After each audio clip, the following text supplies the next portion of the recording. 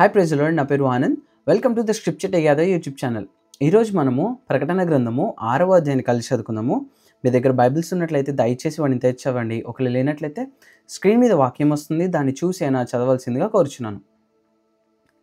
ఆ గొర్రెపిల్ల ఆ 7 ముద్రలలో మొదటి దానిని విప్పినప్పుడు నేను చూడగా ఆ 4 జీవులలో ఒకటి రమ్ము అని ఉరుము వంటి స్వరముతో చెప్పుట వింటిని. మరియు నేను చూడగా ఇదిగో ఒక తెల్లని గుర్రము కనబడెను.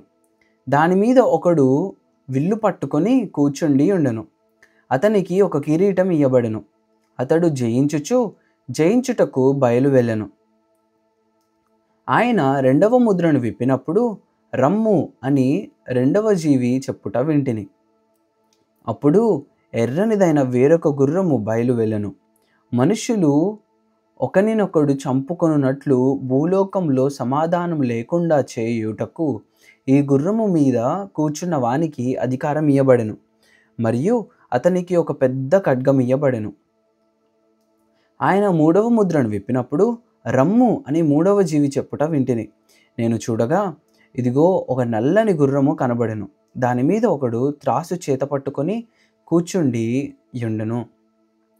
మరియు దేనారమునకు ఒక సేరు గోధుమలనియు, దేనారమునకు 3 సేర్ల యవలనియు, నూనెను ద్రాక్షారసమును పాడు చేయవద్దనియు ఆ 4 జీవుల మధ్య ఒక స్వరము పలికినట్టు నాకు వినబడెను. ఆయన 4వ ముద్రను విప్పినప్పుడు రమ్ము అని 4వ జీవి చెప్పుట వింటిని. అప్పుడు నేను చూడగా ఇదిగో పాండుర వర్ణము గల ఒక గుర్రము కనబడెను. దాని మీద కూర్చున్న వాని పేరు మృత్యువు. పాతాళ లోకము వానిని వెంబడించెను. ఖడ్గము వలనను, కరువు వలనను, మరణము వలనను, భూమిలో నుండు క్రూర మృగముల వలనను భూనివాసులను చంపుటకు భూమి యొక్క 4వ భాగము పైన అధికారం వానికి ఇయ్యబడెను. ఆయన 5వ ముద్రను విప్పినప్పుడు దేవుని వాక్యము నిమిత్తమును తాము ఇచ్చిన సాక్ష్యము నిమిత్తమును వధింపబడిన వారి ఆత్మలను బలిపీఠము క్రింద చూచితిని.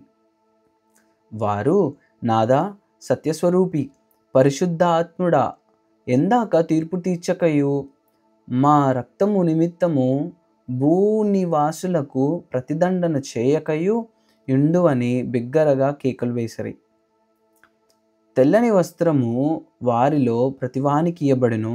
మరియు వారి వలనే చంపబడుబోవు వారి సహా దాసుల యొక్కయు సహోదరుల యొక్కయు లెక్క పూర్తియగు వరకు ఇంకా కొంచెము కాలము విశ్రమింపవలెనని వారితో చెప్పబడెను.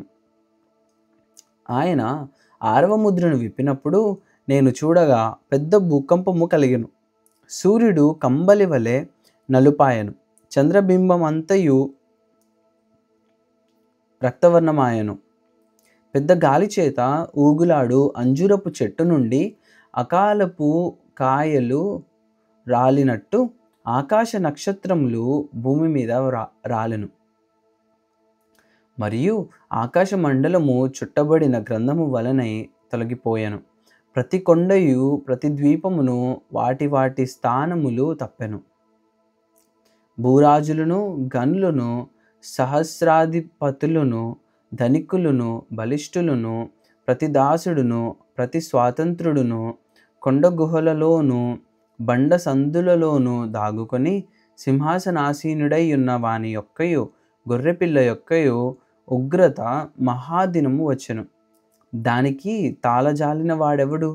మరియు మా మీద పడి ఆయన సన్నిధికిని గొర్రెపిల్ల ఉగ్రతకును మమ్మును మరుగు చేయుడి అని పర్వతములతోనూ బండలతోనూ చెప్పుచున్నారు. దేవుడిచ్చిన వాక్యము దీవించును గాక. ఆమేన్.